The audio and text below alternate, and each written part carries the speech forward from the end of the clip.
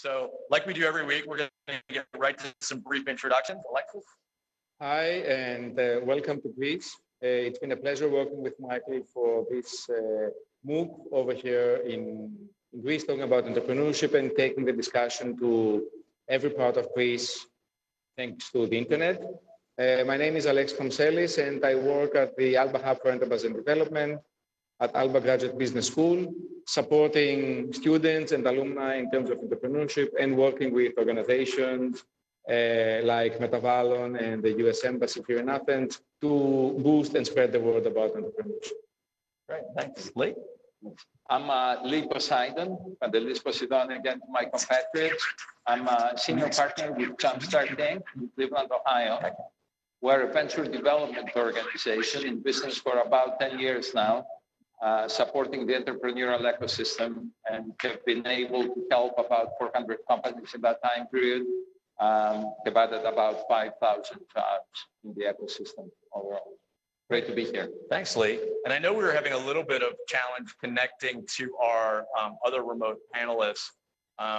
Randall or Lisa, are you there yet? Randall, can you hear me? Michael, you hear me? Randall. Randall. Good to see you. Good to see you. Okay.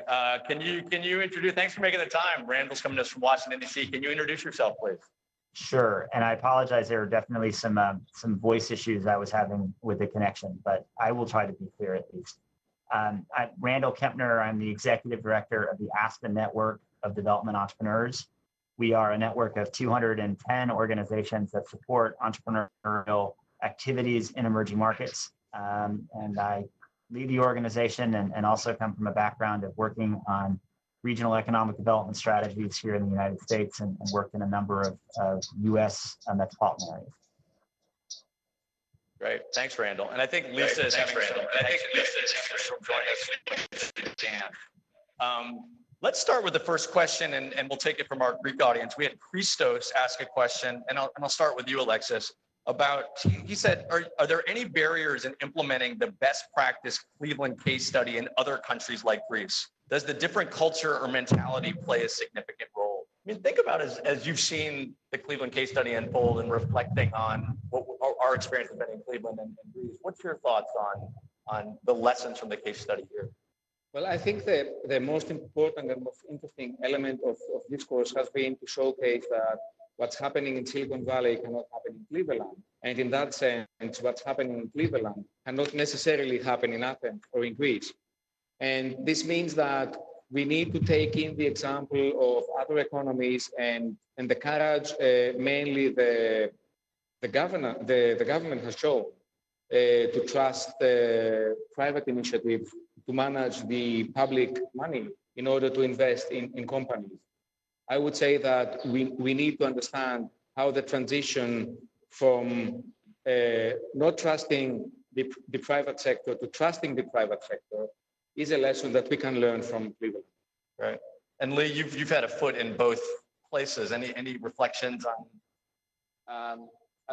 As I think we've talked about before, it takes this magical combination of corporate support, government, and philanthropy. And that mixture, that mix, seems to be different in just about all of them we have worked with. And I'm certain it will be different here as well. The only suggestion I would have to making it work, I would say is you really have to go in small steps. And you really need to be prepared to sort of change course midway, just like any entrepreneur. Great, thanks, Lee. Randall, I'm going to direct a question that came out of the discussion board to you. There was a comment actually this week from Matthew Gosnev from Mongolia. And Matthew made a comment talking about the short-term mentality that plagues governments. And those are the ones that create challenges for entrepreneurship in developing countries. When you think about the work of Andy around the world and you're seeing governments around the world supporting entrepreneurship or trying, how much is there a challenge in getting governments to take a longer term view? Yeah, well, I guess the first point I would make is as entrepreneurs and as entrepreneurial support organizations, we don't look to government as being the most important partner. Frankly, it takes a long time for most government agencies, even in the best of cases with governments that are really excited to support entrepreneurship, to move. And that is the case here in the United States, and it's certainly the case in emerging markets around the world.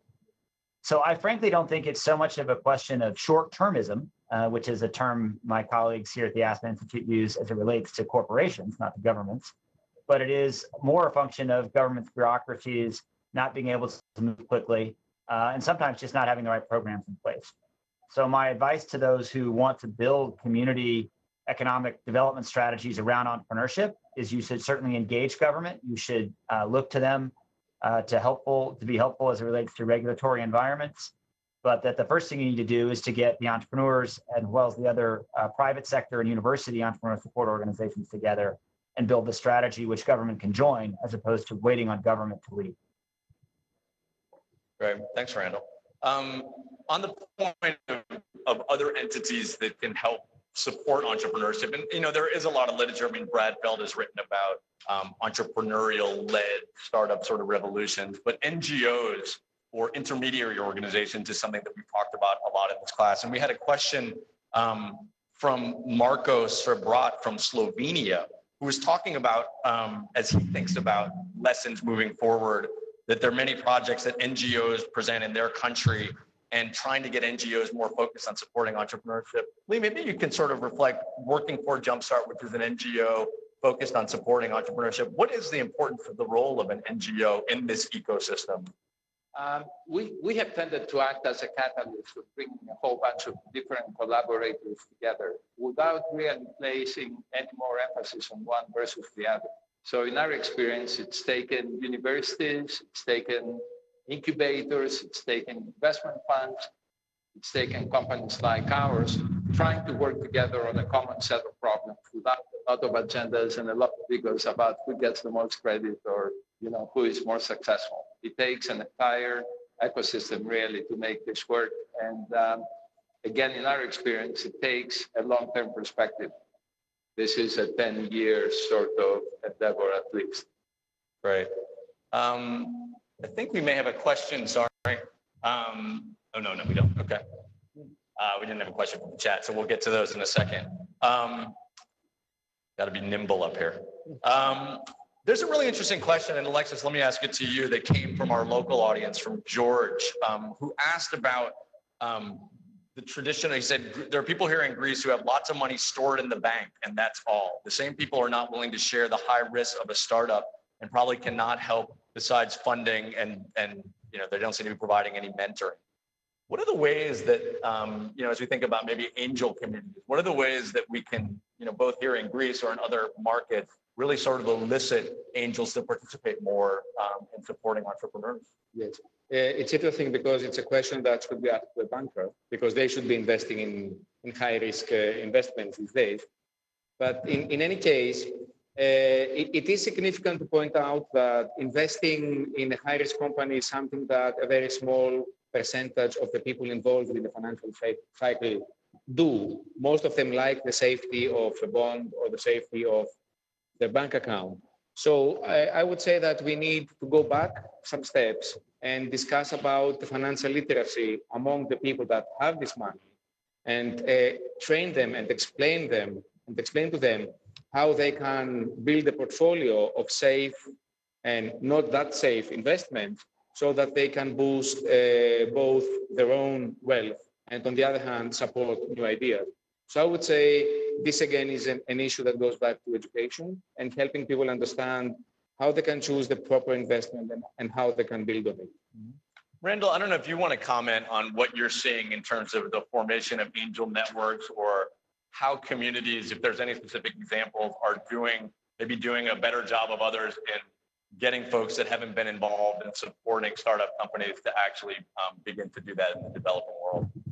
Well, so yeah, in the emerging market context, there are precious few angel groups. And I think it is because of the lack of trust that I'm sure has been discussed. It's very hard to get individuals that are not part of the same family to trust each other in most emerging market contexts.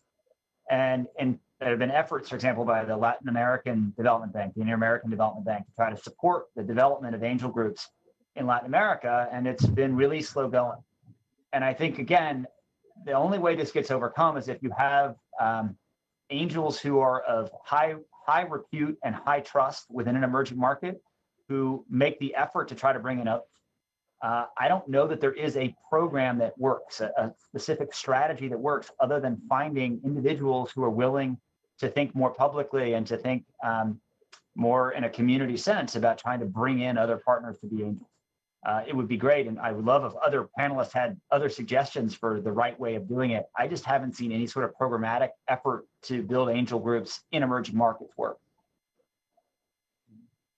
Yeah, I don't know if it just on that point, not that Cleveland, we've given this broad swath of transition economies. I mean, we've done a lot in Cleveland to support the growth of angel investing through networks. I don't know if you want to comment on that. Yeah, so, and it really ties to the prior question about the role of NGOs. Filling a gap between the friends and family traditional money that early stage companies would get and institutional investors. And that's really, we're operating in the same space as actually organized angels. In my experience, angels have not always been organized. It's really something that's worth spending more time on. And I know that through some of the conversations here, angels tend to be very much individuals. At the same time, you can almost look at it as another investment fund, an investment club. And there is a real gap that they can serve. Great, thanks. We had an interesting question come from the crowd here. Someone had asked, they said almost 10% of startups still operate after 10 years. What's the belief about the future of this 10%? And is there any social change importance, I think, remarked out of the 90%? I mean, investing in startup companies, this is a risky business. And, 10% success might even be generous in some places. So most of these things are going to fail. So why bother?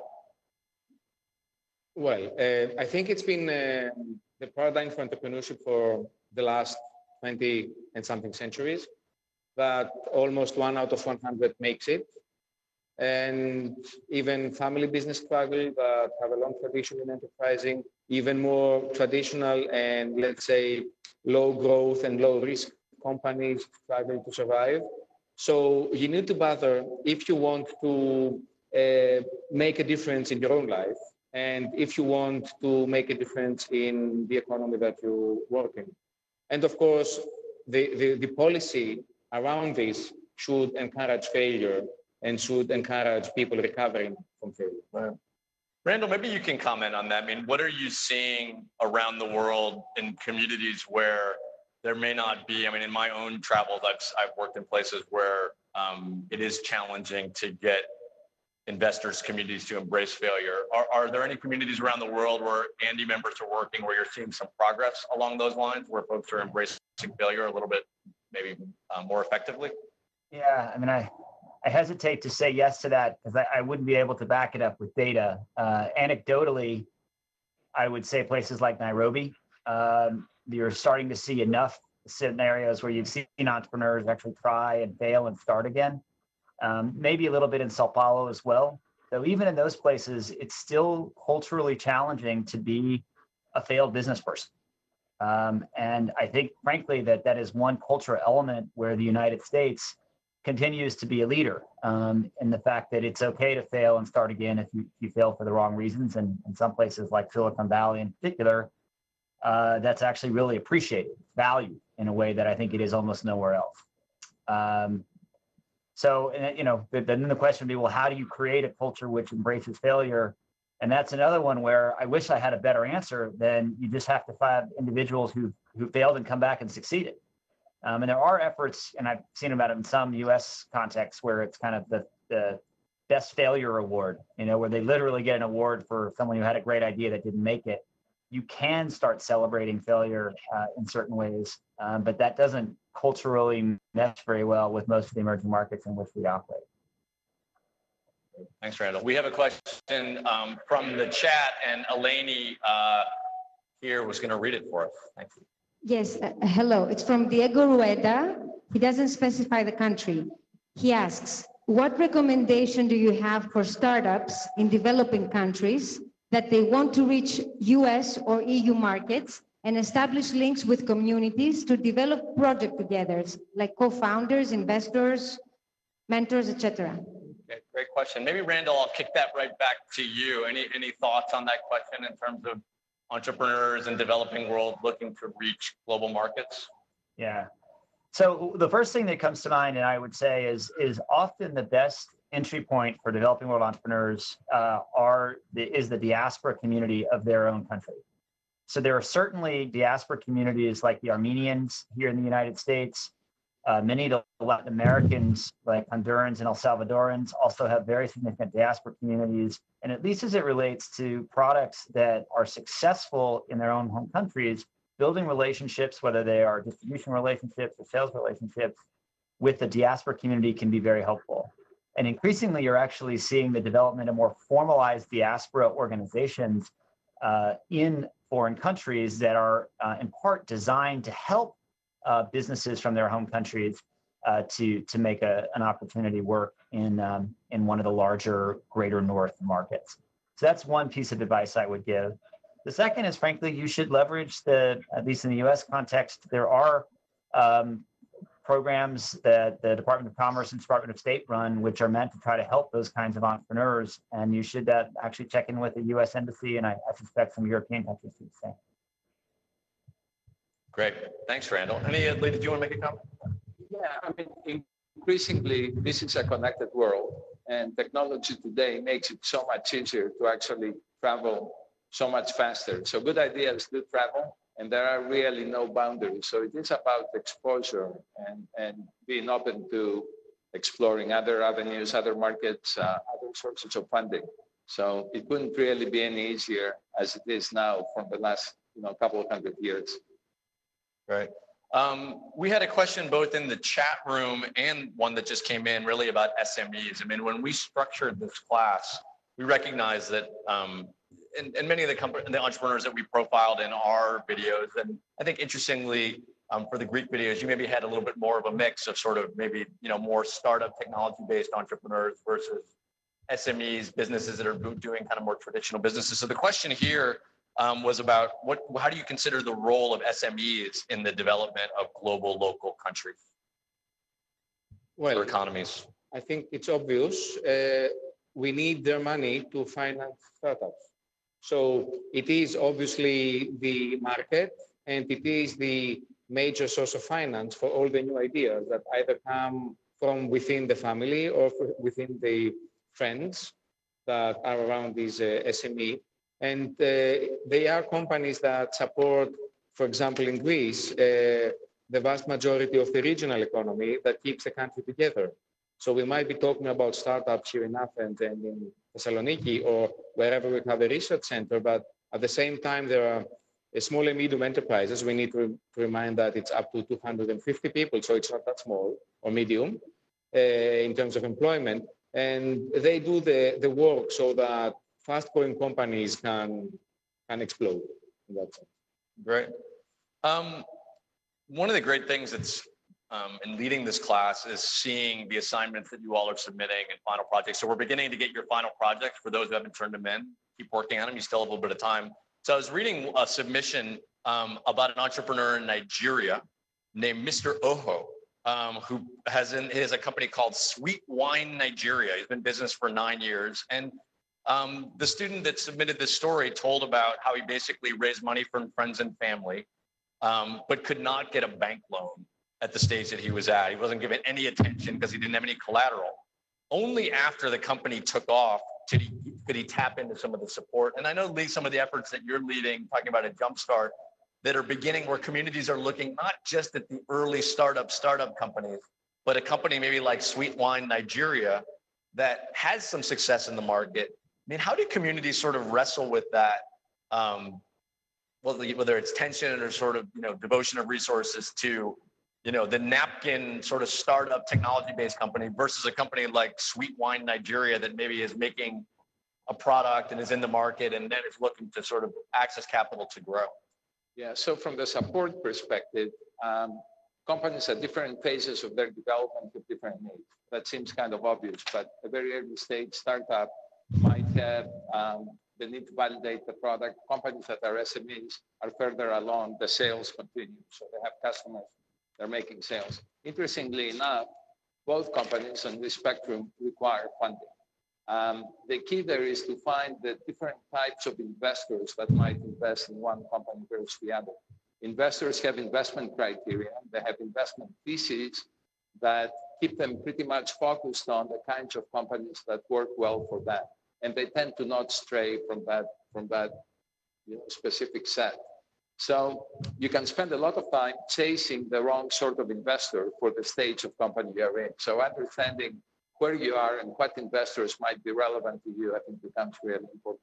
Any thoughts here in Greece about that balance between supporting technology-based startups sort of versus the more established companies to help them?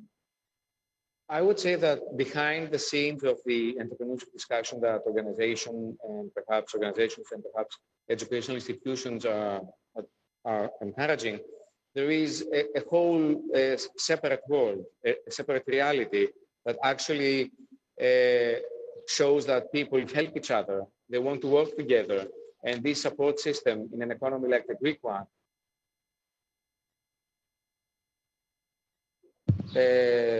family businesses, for example, in the wine industry, helping newcomers to grow and explore markets. So this is something inherent in the companies that have succeeded to help others to succeed. So I would say that it might be a problem if we have yet another formal organization that does that. Gotcha. We had another question, final project from a student in Canada this week, where she had profiled a female co-founder of a company called Eve Medical. And when talking about the resources that this entrepreneur tapped into, she had talked about that this entrepreneur had tapped into from some donor money that was specifically focused on helping women entrepreneurs. And actually, I was talking to Theodora, who's a student in the MOOC here in Greece before, who just did her final project where she profiled some female entrepreneurs. Randall, have you seen any efforts in any of the other work that Andy's involved with your members around subsets like a female entrepreneurship, where there may be donors or organizations that are particularly interested in that issue, and that becomes an opportunity for a group to get some support? Look, the women entrepreneurs are a total untapped resource in emerging markets. And I think the world is finally coming to figure that out. And the world includes the World Bank, the IFC, Goldman Sachs, organizations like WeConnect, which certifies women-owned businesses and tries to provide support. Oxfam now has a fund which is focused specifically on women-owned entrepreneurs in Nicaragua. So there is an incredible amount of activity going on right now related to supporting women entrepreneurship and understanding the differential challenges that they face as opposed to male entrepreneurs in most markets. And as it turns out, the simple answer to that is they face all the challenges of men, except they also have cultural biases that are against them. And in some countries, aren't even able to leave the house in order to ask for a bank loan, which they would get rejected for because the loan officer has never given a loan to a woman to begin with. So Andy and our members are very involved in trying to promote female entrepreneurship in emerging markets. And we do think, from the specific answer to your question, if you're an organization looking for a place where there may be opportunities to receive funding or to develop new programs, it's a very verdant opportunity right now. Great. Any efforts here around supporting female entrepreneurship? I would say that we have many successful examples of female entrepreneurs. They show a very specific pattern of leadership that encourages growth and succession. And there are mentoring programs, there have been educational programs, there have been specifically targeted financing programs for female entrepreneurship. I don't know to what extent they have been successful, but at the end of the day, I feel that we have many great examples to share, even within this world. Right. We got a question here from Andrew Lakis about Greeks being very impatient and wanting to see instant results. This is an issue in the discussion boards and the videos, both on the Greek side and sort of on the US side, the time that it takes to exit. I think oftentimes investors, whether they be angel investors or venture capital investors, may have a different expectation of timeline. Lee, Jumpstart has been in the business of deploying capital in companies for almost 10 years now. The fund size, the organization has $75 million of funding, but the funds that have been invested about $25 million, 29. And the exits have been slow in coming, and that it's taken 10 years. How does a community deal with this expectation? Everybody wants these big exits. We want our WhatsApps, we want our Nests, we want our Instagrams, but when you don't get them, how do you deal with that? Yeah, it's a great question. When we started out, we thought that we would start recognizing exits in the 5 to 7 year time period. Realistically, nationally, at least in the US, it's closer to 7 to 9. Maybe we lucked out, I'm not really sure, but our first exit was 6. Interestingly enough, we had only been invested in that company for a year. So you never quite know. All in all, though, out of our 79 investments, we have had about 6 exits so far. So that's about right. And it is about setting expectations. It's really good to be impatient. I think it's helpful to be impatient, but you really need to be impatient about the right things. If you're investing in medical companies and pharmaceutical companies, new drugs and bio devices and such, it takes an inordinate amount of time to achieve this idea. So you need to, as an investor, you need to take that part into consideration. It's not that it's a bad idea, it's just a cycle, and you need to be aware of it. I mean, and let me, on the exit question here, Alexis, how important are exits? I mean, will all the efforts that are sort of happening in Greece that support entrepreneurship, without exits, are they, I mean, it almost gets back to our sort of success failure question. How important are exits? I think it's, we need an exit. And we did an example. We had, I think, one great example in the last year. However, we need this excitement to spread to other more traditional parts and sectors of the economy, so that people understand that with hard work and persistence and working hard for the exit, not just waiting for the exit, you can actually capitalize on your work. And in terms of impatience, I would suppose that an entrepreneur, not an investor, should be impatient about his customers buying his product and making the money out of the customers and not making money out of the investor. So I think impatience should be focused to the market rather than the investment per se. We had a question in the discussion forums from Yavor Stoichev from Bulgaria, and talked about in the developing countries of Eastern Europe, you mentioned, but it's certainly broader than that. Corruption is still a big issue that scares off lots of investors. I mean, we've had a number of conversations during our time here in Greece about an interest, Greek investors investing in global markets using crowdfunding and angel lists. But in terms of getting some diaspora investors to deploy capital here, there's still some fear about, I mean, some of it may be around corruption, or some of it may just be around they're more comfortable with a US corporate entity than a Greek corporate entity. Maybe Randall, I'll start with you. When you look around the world at the work that Andy does, this corruption issue, how much of it is holding back potentially some of the capital that might be flowing into markets? Yeah, I actually think it's a pretty significant issue, certainly from international investors making investments into emerging markets. The sort of casual investor, a crowdfunder, a non-accredited investor in the United States, the vast majority of them are concerned about the country risk broadly, and I think many of them, driven by perceptions, sometimes fair perceptions of corruption, will just stay out of certain countries. I will name a name. I think Nigeria has a reputation for this, and I think that hinders many of the investors that we work with from working there. And I think that's unfortunate, given the fact that Nigeria may be the most entrepreneurial country I've ever visited. So it does matter.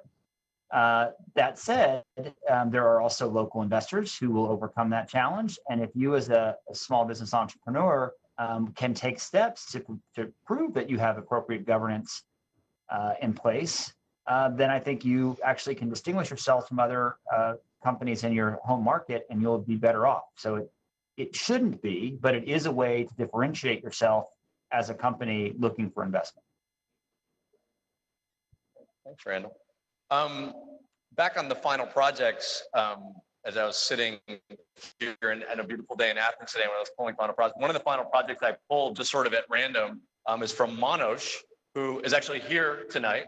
And he's a student in the MOOC who's from Crete, and he did a profile of a company in his home of Crete called Modish, and if I pronounced that correctly, close. And this is a company that uses, it's in the field of natural cosmetics. And one of the things that Manoj talked about in his, because this is sort of on the government side of things, he talked about bureaucracy, which is different than corruption. I don't know if, Alexis, you want to reflect on the challenges of bureaucracy, because I think that's things, even the best intentioned governments sometimes can't get out of their own way, just given their own bureaucracies and trying to help entrepreneurs. Yes, it is definitely an issue. And in the long run, bureaucracy is helping in killing companies and making that 10%, perhaps 8% or 7%. And it is the policymakers' responsibility to make access to market and access to all the resources an entrepreneur needs, such as licenses and permits to do his business, and taxation laws and social welfare payments for his employees, to make everything easy and accessible. There has been a huge change in the last years, and it is top down, it's not bottom up. So we still need to see what the results will be in a couple of years. But I would like to highlight how different entrepreneurs, even in the same sector, view bureaucracy, as some of them take it for granted and work around it, not in a corruption way, but most of them succeed in their goals just because they are really focused and the vision is to succeed. So bureaucracy could be an excuse not to do something if someone else is doing it. Right. We have a question. Eleni will read a question from the WebEx. Go ahead, Eleni. Ekta Navani from Belize asks, what are some mechanisms that NGOs, which are contributing to entrepreneurial ecosystems, use to obtain feedback from people they serve? Great question. And Ekta, I think you've been on every WebEx. Thank you for joining. We've got a great group at the U.S. Consulate or U.S. Embassy in Belize joining every week. Lee, do you want to talk about that? Yeah, so let's make sure, I want to make sure I'm understanding the question. Is it really feedback on the companies, feedback on the entrepreneurs who are looking for? What's your perspective? Just interpret it in the best way. That's the one thing about the WebEx. We don't have. So I think it's really important to try and capture metrics around what it is that you are trying to do. And one of the metrics is really satisfaction with the entire continuum of services. In our case, because we have all been for-profit people in a non-for-profit in an NGO environment, we are all very metrics oriented, and we use pretty much modern tools and software that can be cumbersome at times, but we capture pretty much everything that we do, including surveys of customers, companies we have invested in, but companies we have come across the ecosystem. Even if we didn't invest in them, we are really interested in what the customer experience has been. Ultimately, the feedback is in the form of how successful has a company been over a period of time. But we're trying to measure sort of the experiences we have with the companies we come across all along the way. Great. That's great. Rin, I'm going to throw a question at you and accelerators. A question that just came from a Greek participant. One of the reading assignments we gave to our students was a report that Andy put out with Village Capital about the growth of seed accelerators in the developing world. So the question here is basically, what about, is there too much, is it happening too quickly? These sort of, I mean, there seems to be a new accelerator popping up every day in markets around the world. Maybe you can sort of reflect on what you're seeing in developing markets. I definitely fall into the camp of being highly circumspect of the fast growth that we've seen in accelerators and incubators around emerging markets, mostly because we just don't know whether they work very well.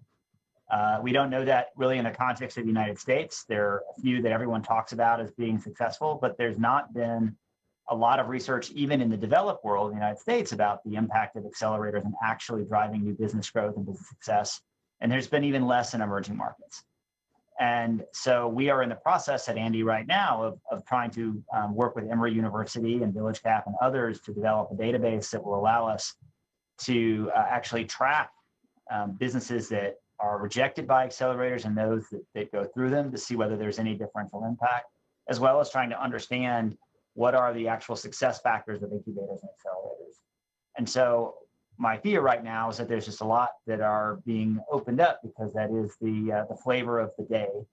And there's not a lot of real understanding of how to do it effectively. So I am cautious about making those recommendations about starting incubators and accelerators to folks. And I would certainly say, as a potential investor or a supporter of incubators and accelerators, it's important to really dig deep to understand what their processes are. And hopefully we'll be able to be helpful to those that want to get some input into making decisions about whether it is a good investment or a good thing to support. Great, thanks. Any comment, any reflections on growth accelerator? I would say that the feedback entrepreneurs get when they get rejected is the best feedback they will ever get. So I think they have a side effect. It's great for those that join accelerators and that take them on. It needs consideration to whom you give ownership of your company and why, and what you get back for that. But I think the feedback you receive from getting rejected or just being part of the process is amazing. Here's a question kind of in a similar line. And it's interesting because I feel like, I'll let Lee reflect on it. So the audience member here says, I believe a lack of passion and commitment and enthusiasm is the main reason that people are afraid to start a business and not other problems such as bureaucracy, the government, and taxation. What do you think? I think that's probably true. It is a little bit of a Darwinian experience because it's really, at the end of the day, the best ideas and the best teams will survive. And this is not just in entrepreneurship, it's in any field, and it's in athletics, it's everywhere. So it takes an incredible amount of persistence and an incredible amount of motivation to succeed at this. So it is difficult, and that's why maybe 10% of the companies we invest in tend to be successful at some point. But that's the reality of it. One of the things we have seen among entrepreneurs that have been successful, and you can sort of gauge, the serial enterprises that they have started, is that they're not afraid to fail. They fail quickly, so it's good to be impatient in that sense, but it's really good to get right back up and at it again, and that's what it's going to require. So if you're timid, if you're afraid of failure, you will probably not succeed in this field. You're going to get knocked down, and I think at the end of the day, it's about how quickly you get back up and at it. Right. We had a really interesting question on a topic that we really didn't touch on much in the class about the role of media. Is the role of media, and I think more on sort of earned media, more so than social media, important to create momentum for large-scale entrepreneurship so that people that are interested in solutions will find them anyway? Randall, what do you see in terms of the role of media and sort of being an echo chamber for the successes that entrepreneurs are having in some of the markets that you're working in around the world?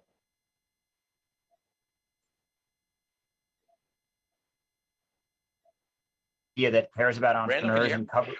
Yeah, I hear you. Do you hear me? Yeah, we're good. Okay. Yeah, we can. All right, so I'll start over. I was going to make the general point that obviously it is helpful to building an entrepreneurial environment if the local media cares and can be convinced to cover it. So it does matter, particularly in small town environments, if you can get the paper to get, major articles on entrepreneurs.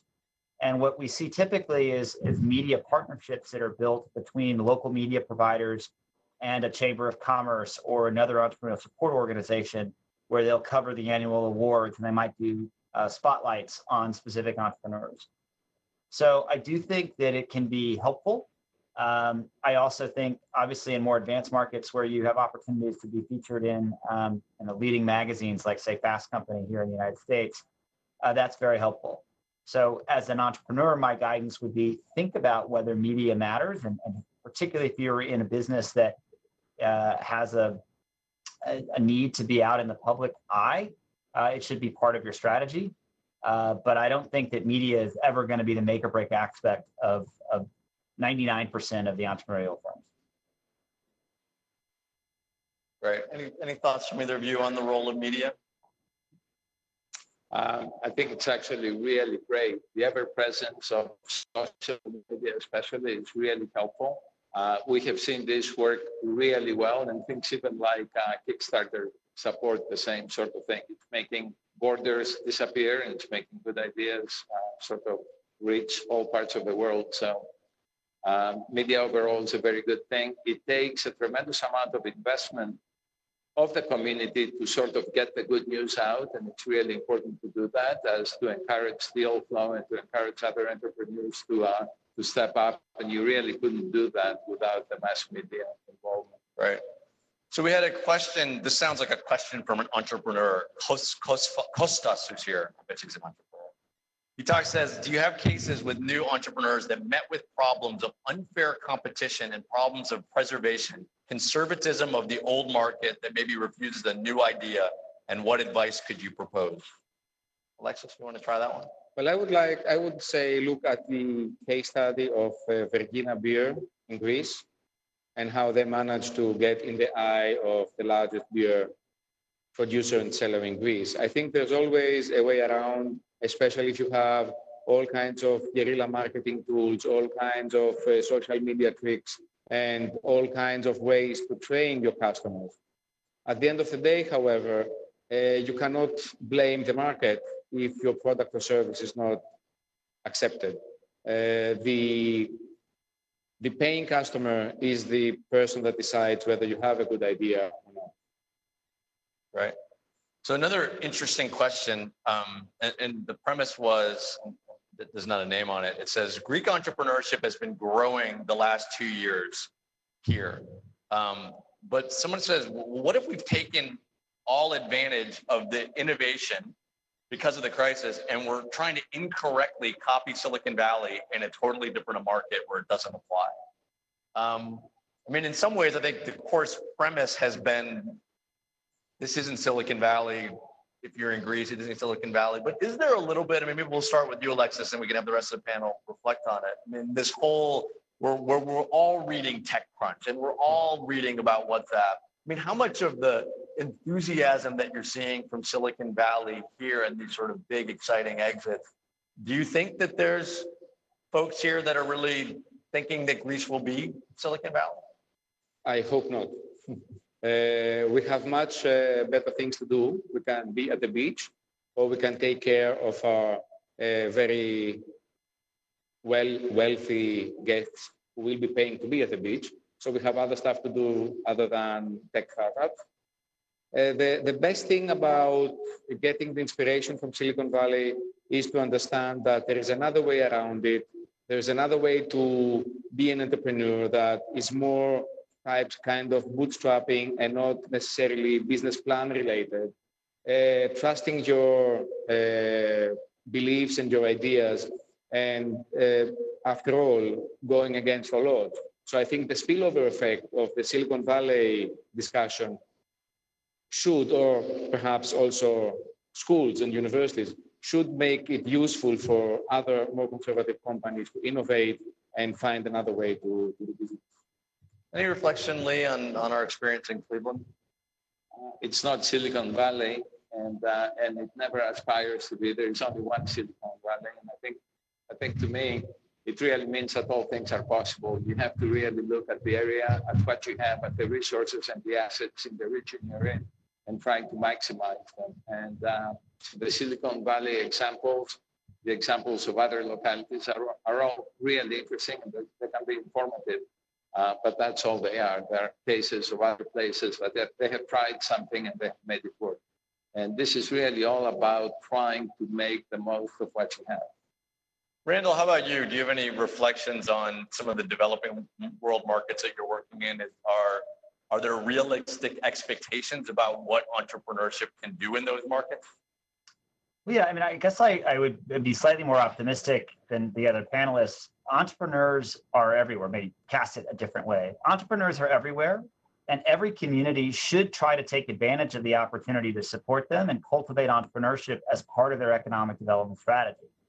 It is very unlikely that any community in the world will be able to match Silicon Valley in any time in the near future.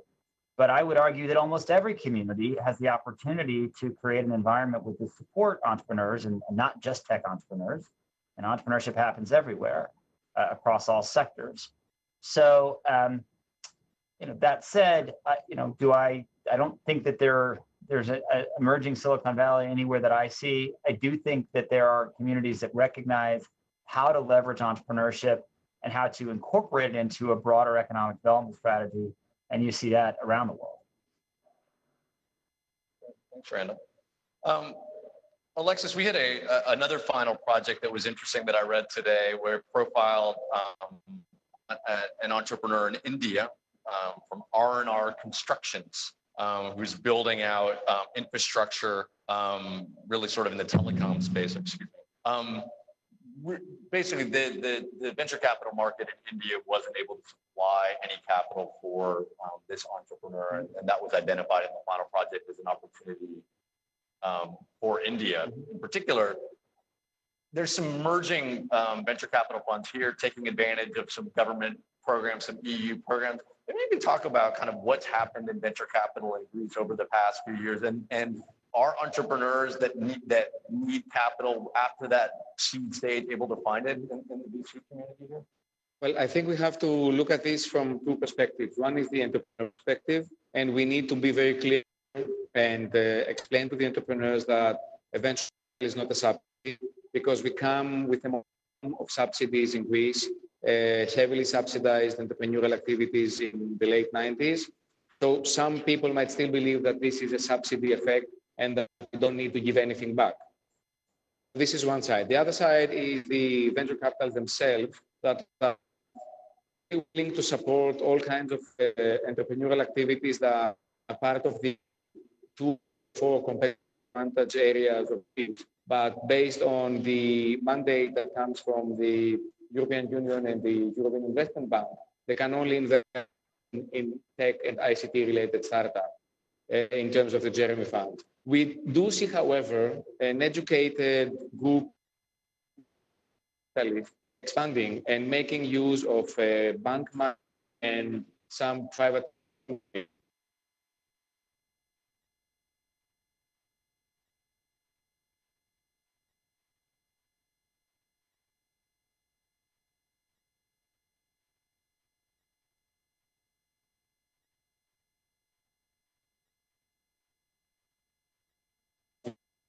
set up a manufacturing company that works on a traditional agricultural product. The investment is much higher and the return of investment is than that in a tech startup.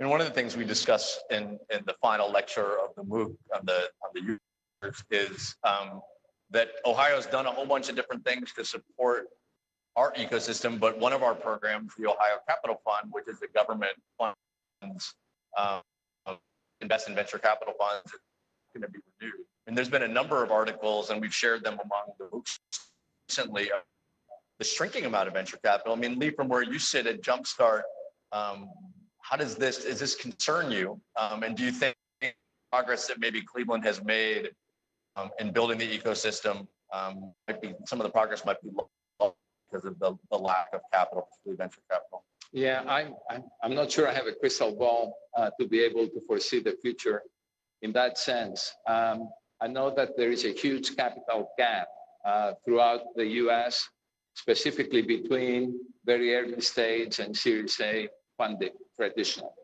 That gap seems to have been increasing over the last few years. I think all of the efforts we have made, all the progress we have made is getting some momentum, but at the end of the day, we are dependent on funders, and we have to stay diligent about identifying and bringing forth the best possible deals. Good deals, good opportunities, supported by a good team, tend to find the required funding. It's not easy, but it's not impossible either. And I don't know that the Series A gap will be closed anytime soon. I think exits would definitely help, and being smart about what sort of risk you're presenting to investors is part of that equation. Great. Randall, any last reflection from you on kind of access to capital issues among Andy and its members? Yeah, one of the things that only came up briefly, but I would just like to restate is how important bank capital is to small and growing businesses. Maybe slightly less so to tech startups, but ultimately, every good business is going to need a banker that believes in them. And unfortunately, the gap which McKinsey estimated $750 billion globally for what they call SMEs. We talk about small and growing businesses. There are lots of businesses looking for money, and don't forget the credit side. And I think that at Andy, we are equally, if not more, concerned about the lack of access to debt and credit as we are the lack of access to equity. And that unfortunately, as a business person or an entrepreneur, you need to think about both, and both might be challenging to get in most emerging markets. Great, thanks. Well, we've just about reached the hour mark. Randall, I want to thank you for joining from DC and the work that you do at Andy. And for those, we've pointed to a couple of Andy's publications in our reading list, and I definitely would encourage students to take a look at some of the things they're doing. They're doing some great work. Alexa, I'll end with Alexa. Lee, thank you joining us and sharing the work you do at Jumpstart and the workout that you were in Athens with us today. So we're on panel 1 and panel 7. And then lastly, thank Alexis and for those watching the U.S. Embassy with Alba, where Alexis works at the business school here, have put together this really unique collaboration. I would definitely encourage our students as we towards move to our second run of this. I mean, the of having, so we have a great group that's here in Athens today, and I know a number of you are gathering together in places around the world. So I didn't share with family and friends that we're going to be doing MOOC again, running it on October the 3rd. I'd also encourage you to fill out the survey that I submitted with this announcement to views about the course on some of the review sites so that other people can about it. And lastly, I really hope that we can keep in touch.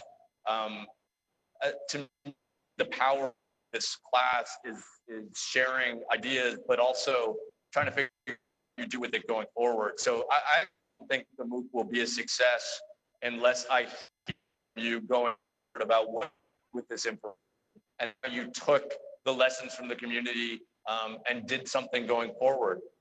We'll be sharing some links about what that we can community because we will shut down the Coursera community, but is that as a community of students and as people that want to support entrepreneurship, we can help each other. So I really hope that we continue to keep forward. Thank you. This is our final WebEx course and on the final project, but basically the course is over. It's been an amazing experience going to you. So good evening, good morning, and good night. And we'll see those of you who want to take it again in October. Thanks.